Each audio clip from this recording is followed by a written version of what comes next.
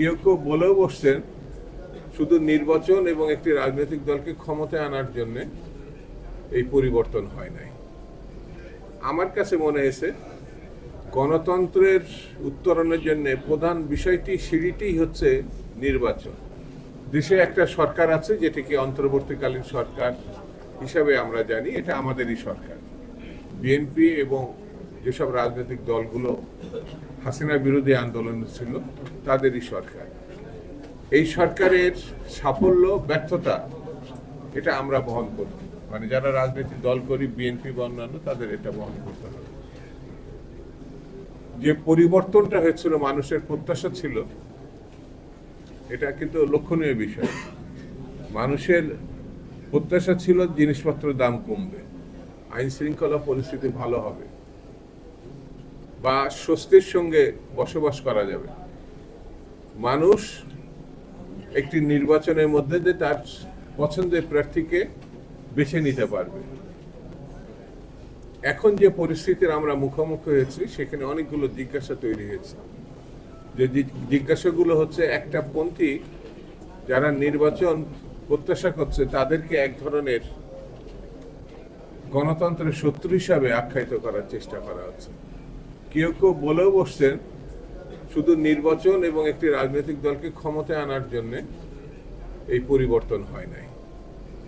আমার কাছে মনে হয়েছে গণতন্ত্রের উত্তরণের জন্য প্রধান বিষয়টি সিঁড়িটি হচ্ছে নির্বাচন। একমাত্র ওয়ালটন এসি দিচ্ছে 1 বছরের রিপ্লেসমেন্ট গ্যারান্টি।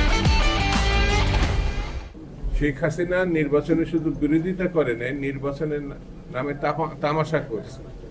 আর এখন সেই নির্বাচনকে আমরা সরাসরি বিরোধিতা করছি। এটা বড় দুঃখজনক। এই জায়গা থেকে আমাদের সরতে হবে। এই কারণে নির্বাচন ছাড়া গণতন্ত্র, স্বাধীনতা, মানুষের অধিকার প্রতিষ্ঠার আর কোনো বিকল্প পথ নাই, কোনো পথ নাই। এই সরকার তার একটি রাজনৈতিক দলের সরকার না, সকল রাজনৈতিক দলের সমর্থিত সরকার। তাহলে পরে সকল রাজনৈতিক দলের সেন্টিমেন্টকে তাদের ধারণ করতে হবে। সেই সেন্টিমেন্টটা হচ্ছে গণতন্ত্র প্রতিষ্ঠা, গণতন্ত্রের পথে যাত্রা। আর গণতন্ত্রের পথে যাত্রা করতে হলে নির্বাচনের কোনো বিকল্প নেই,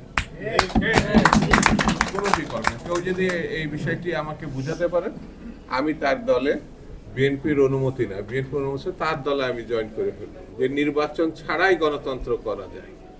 এটা এই দুনিয়ায় এর কোনো পথ নাই।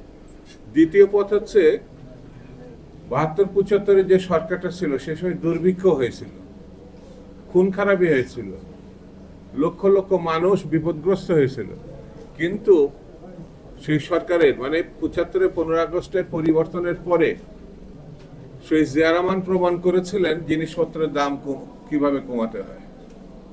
দুর্ভিক্ষ এড়িয়ে বিদেশে চাল রপ্তানির মতো পরিস্থিতি সেই জিয়া রহমান কৃষকদেরকে সেই পথ দেখিয়েছিলেন। শেষ মাটি, মানে খাল খননের মধ্য দিয়ে কৃষকের পাশে আধুনিক কৃষি ব্যবস্থা নিয়ে এসে কৃষকের সঙ্গে কাদা মাটির মধ্যে একজন রাষ্ট্রপতি বসে কিভাবে জাতিকে, কৃষককে উদ্বুদ্ধ করা যায়, সেটা তিনি সেই সময় প্রমাণ করেছেন। আমি মনে করি আজকের যে সংকট, সেই সংকট যদি তারা শহীদ জিয়া রহমানের পথ, মত, লক্ষ্য একটু খেয়াল করেন, তাহলে বুঝতে পারবেন কতটা সহজে সমস্যার সমাধান করা যায়। তারপরেও যদি আপনারা মনে করেন পথ খুঁজে পাচ্ছে না, তাহলে 31 দফা বিএনপি সহ অন্যান্য রাজনৈতিক দল যেটা দিয়েছে সংস্কারের প্রশ্নে, সেই দিকে তাকান, তাহলে দেখবেন কত সহজে আমরা এই সংকটকে আমরা মোকাবেলা করতে পারি। আমাদের পার্টির পক্ষ থেকে পার্টির মহাসচিব আগামী 6 মাসের মধ্যে নির্বাচন সম্ভব, এটা বলার পরে একটা অংশ মনে করছেন এটা কি বললো, 6 মাসের মধ্যে সম্ভব। আরে ভাই, 6 মাসের আগে তো আরো 5 মাস আমরা খেয়ে ফেলেছি, তাহলে এই 6 মাসও সম্ভব না, আগামী 6 মাসও সম্ভব না, পরবর্তী 6 মাসও সম্ভব না, তাহলে তো জাতি অন্ধকারের দিকে এগোবে। সেই জন্য আমরা বলেছি কি করে সম্ভব, কতদিনে সম্ভব, কোন দিন সম্ভব, এটা বলেন। 1 বছর আগেও বিয়ের তারিখ ঠিক করতে হয়, 2 বছর আগেও বিয়ের তারিখ ঠিক করতে হয়, 6 মাস আগেও বিয়ের তারিখ ঠিক করতে হয়। ওই তারিখ না ঠিক হলে পরে কিন্তু বিয়ে হয় না, হয় নাকি? ওর ছুরি তোর বিয়ে, এইভাবে তো বিয়ে হয় না, হয়? সেই জন্যে যে কোনো ভালো কাজ করতে হলে পরে একটা সময়, দিন, মাস, বছর, এটা খুব জরুরি। এই জিনিসটা যদি বর্তমান সরকার অনুধাবন করতে পারে, যেটাকে আমরা রোডম্যাপ বলেছি, সাংবাদিকরা বলেছেন রোডম্যাপ, সেটি যদি মাথায় নিতে পারে তাহলে আমার মনে হয় ভালো হয়। এই সরকার বিচক্ষণ একটি সরকার, পণ্ডিতুল্য একটি সরকার, এই সরকার শিক্ষিত সরকার। এই সরকারের ডক্টর মোহাম্মদ ইউনূস সহ যারাই আছে তারা আমাদের জাতির জন্য খুব গৌরবের একটা জায়গা তারা কাজ করেছে। সেই জন্য এই সরকার ব্যর্থ হোক, এটা বিএনপি চায় না।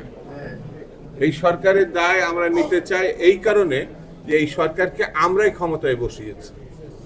এই দেশ জনতা তার বুকের রক্ত দিয়ে শহীদ হয়ে তারা যে সাফল্য দেখিয়েছে, অর্থাৎ সরকারকে, ফ্যাসিবাদকে উৎখাত করে দেশ থেকে বিতাড়িত করেছে, সেই বিতরণের মাথায় বসিয়েছে কিন্তু দেশবাসী এই সরকার।